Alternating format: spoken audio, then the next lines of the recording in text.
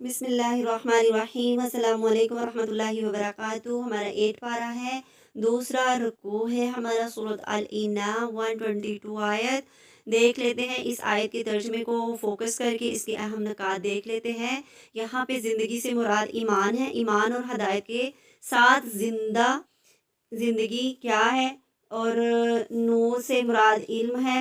علم والے اور جاہل دو گروہوں کا ذکر ہے اس کے اندر۔ اس طرح کافروں کے اعمال خوبصورت بنا دیے گئے اس کے لیے کہ ظاہری علم تو ہے ان کے پاس، مگر آخرت سے وہ غافل ہیں۔ اس سے ہمیں سبق کیا ملتا ہے؟ جو دنیا کو سامنے رکھ کر کام کرے اس کا عمل ضائع ہو جاتا ہے۔ جو دنیا کو سامنے رکھ کے، دنیا کو دکھانے کے لیے، واہ واہ کرانے کے لیے اور دنیا کے فائدے کے لیے کام کرے تو کیا ہوا؟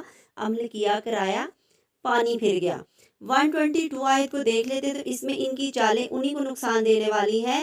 جب بھی پیغمبر آیا ان کی مخالفت کی گئی تو یہ وار سب سے پہلے ان کے بڑے لوگوں کی طرف سے ہی ہوا تھا، جو طاقتور تھے، تکبر کا شکار تھے، سب کچھ ہم کہتے تھے ہم ہی ہیں، یہ چالیں چلتے تھے حق کو ہرانے کے لیے۔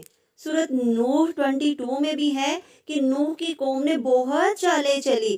النمل میں بھی ہے کہ ایک چال وہ چل رہے تھے اور ایک چال ہم چل رہے تھے۔ اللہ تعالیٰ فرما رہا ہے سورۃ فاطر 43 آیت میں بھی ہے کہ بڑی چالیں چلنے والے کو ہی نقصان ہوتا ہے۔ جو بری چالیں اور بڑی بڑی چالیں اور چھوٹی چالیں جو بھی چلتا ہے نا چال چال، تو اس کو کیا، اسی کو نقصان ہوتا ہے، کیونکہ اس کا موضوع یہ ہے۔ تو آگے 124 کو دیکھ لیتے ہیں۔ ہم کوئی نشانی، کوئی معجزہ قبول نہیں کریں گے۔ اہل مکہ کی طرف یہ اشارہ کیا گیا جب تک ہمیں رسول نہ بنا دیا جائے۔ کیا کہتے ہیں کہ تب تک ہم نہ کوئی معجزہ ہی مانیں گے، کوئی کچھ بھی قبول ہی نہیں کریں گے بھائی۔ کیوں جب تک ہمیں رسول نہ بنا دیے گئے۔ مگر اللہ جانتا ہے کون اس قابل ہے جس کو یہ ذمہ داری دی جائے۔ ان کا کہنا تھا کہ ہماری نسل میں سے جب تک رسول نہ بنا دیا جائے ہم قبول نہیں کریں گے دین۔ آگے 125 آیت کو اگر دیکھتے ہیں، جس کا وہ چاہتا ہے اسلام، جس کو وہ چاہتا ہے اسلام کے لیے اس کا سینہ کھول دیتا ہے، جس کو بھٹکانا چاہتا ہے اس کا دل گھٹ جاتا ہے، اس سے دین کی باتیں سمجھ ہی نہیں آتی، مجلس میں اس کا دل ہی نہیں لگتا، ایسا مشکل لگتا ہے اس کو جیسے دشوار گھاٹی پہ اسے چڑھنا پڑ رہا ہے، اس کا دم گھٹ رہا ہے۔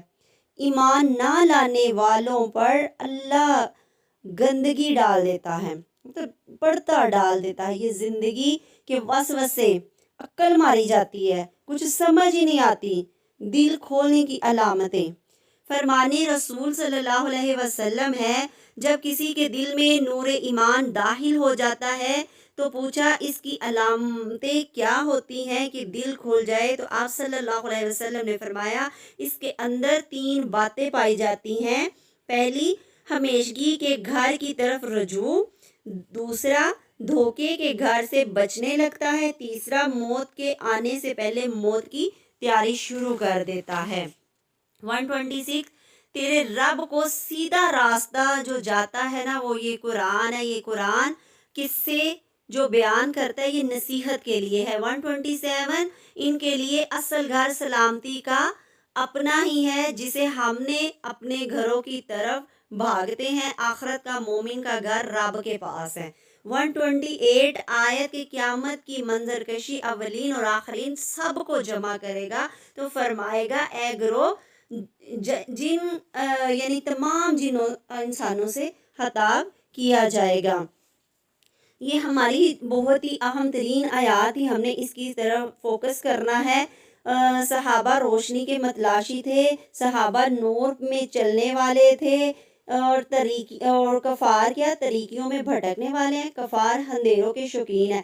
یہ صحابہ کی اور کفار کی دو اقسام بتا دی گئی ہیں۔ حضرت ابن عباس کے مطابق یہ آیت حضرت عمار بن یاسر اور ابو جہل کے بارے میں نازل ہوئی، اور حضرت عمر اور ابو جہل کے بارے میں بھی ہے۔ ٹھیک ہے، کون سی آیت؟ 122 آیت۔ ٹھیک ہے، 128 میں قیامت کی منظر کشی ہے جہاں پہ ابلیس نے چیلنج کیا ہے، ٹھیک ہے، اور اپنے چیلنج میں وہ کامیاب ہوا تو اللہ تعالیٰ نے اس سے بات کی، اسے بتایا سر۔ 125 کو دیکھتے ہیں. کیا اسلام کے احکام سن کر میرا دل خوش ہوتا ہے؟ یہ محاسبہ ہے، یہ آپ نے لکھنا ہے، کارڈ بنائے بہت خوبصورت سے کر کے، یا آپ اسائنمنٹ شیٹ لیں اس کے اوپر کریں. یہ آپ کے کرنے کے کام ہے. بہت طریقے سے دیکھیں، یہ جیسے یہاں پہ بنے ہوئے ہیں، آپ بھی کوشش کریں آپ اپنے قرآنوں پہ لگائیں. یہ محاسبہ ہے جو آپ نے اپنے سے سوال کرنا ہے، تو آپ نے اس کو اپنے قرآن میں ہی اس آیت کے ساتھ پیسٹ کرنا ہے. ٹھیک ہے. اسلام کے کون سے قوانین پر میرا دل گھٹتا ہے؟ کیا اللہ تعالیٰ نے میرا دل اسلام کے لیے کھول دیا ہے؟ ابھی بھی طویلیں پیش کرتی ہوں. ٹھیک ہے. کیا مجھے دلیلیں چاہیے یا میرا دل کھل گیا ہے؟ یا میں یہ چاہتی ہوں کہ مجھے کوئی دلیل ملے گی پھر کروں گی. ابھی تو وہ والا بتاؤ کہاں پہ لکھا ہے، کیسے لکھا ہے، کیوں لکھا ہے. ابھی نہیں میں اس کو ثابت کرنے میں لگا دوں لیکن عمل کی طرف آؤں ہی نہ. ٹھیک ہے. یہ 3 سوال ہیں جو ہم نے اپنے ضمیر سے، اپنی زندگی سے کرنے ہیں. اس کا محاسبہ کرنا ہے کہ کیا میں یہ کرتی ہوں، اور کون کون سے ایسے کام ہیں وہ والے کام آپ نے لکھ لینے ہیں. ٹھیک ہے. اس کو چٹ لگا لیں، اس کو اسائنمنٹ بنا لیں، اس کو کارڈ کی شیپ میں جیسے بھی آپ کا دل کرے نا اپنے قرآن میں پیسٹ کر کے لگائیں اور خود سے سوال کریں. ٹھیک ہے. اس سے کیا فائدہ ہوگا؟ اس سے یہ فائدہ ہوگا کہ آپ کو پتہ چلے گا آپ کے اندر کون سی خامی ہے اور کہاں پہ آپ الرٹ نہیں ہیں. کمر بستہ کیوں نہیں کھڑی آپ ثابت قدم بننا چاہتی ہیں نا، تو اس کے لیے آپ کو اپنے آپ سے سوال کرنے ہوں گے اور نیچے سچ لکھنا ہوگا کہ یہ کام مجھے کرنے پر میرا دل گھٹتا ہے. مطلب آپ گھر کے کام ہی نہیں کہہ دینا کہ برتن میں دھوتی ہوں تو میرا دل گھٹتا ہے، کپڑے استری دھونے، یہ والے کام نہیں.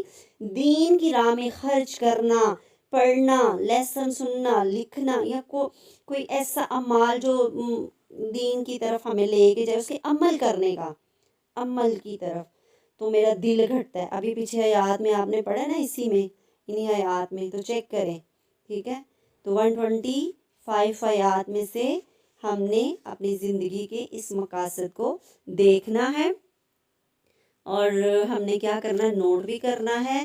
منافق کا دل کیسا ہے کفار کا، اور مومن کا دل کیسا ہے، آپ نے اس کو دیکھنا ہے. اور شروع میں ہی ہم سب سے پہلے یہ دیکھ لیتے ہیں کہ اسلام کے لیے سینہ کھل جائے رضا الہی پانے والوں کے رویے ہیں.